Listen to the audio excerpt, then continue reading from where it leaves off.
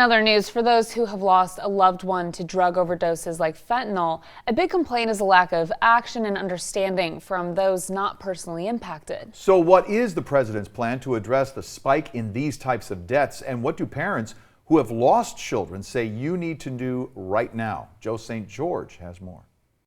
This is Parker Rodenbaugh. All different names. Peyton Presley Moore. All 19 years old. different ages. He was 35 years old. One similar story Pure grief.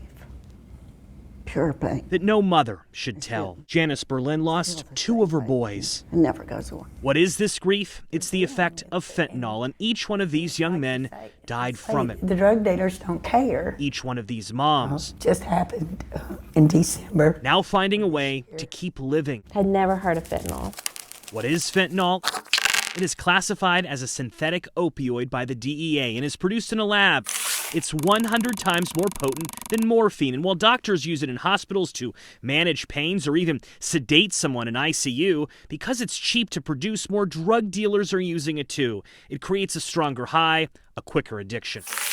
It's very cheap. Cordy Rodenbaugh has been traveling the country ever since she lost her son, trying to get more people to pay attention. It only takes a tiny grain to get you addicted.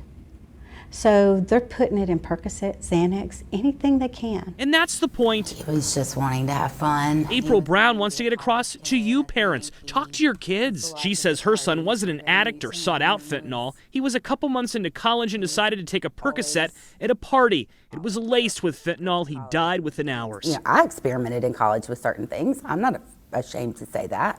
I didn't have to worry about dying taking a pill. Across the country last year, over 104,000 Americans died from an overdose. That's a record, and synthetic opioids like fentanyl are contributing the most to the spike. Those numbers attracting attention in Washington. President Biden pledging to spend over $23 billion this year to fight drug abuse. The money would be used for treatment centers and to better prevent fentanyl from being sold on the streets. Something's got to be done. In short, this group just hopes the country starts waking up. And while they believe President Biden's bipartisan plan is a start, more must be done. They'd like to see stricter penalties for those who deal drugs and more help for Border Patrol, since they're seizing record amounts of fentanyl. Don't say it won't be my child. It might be. In Washington, I'm Joe St. George.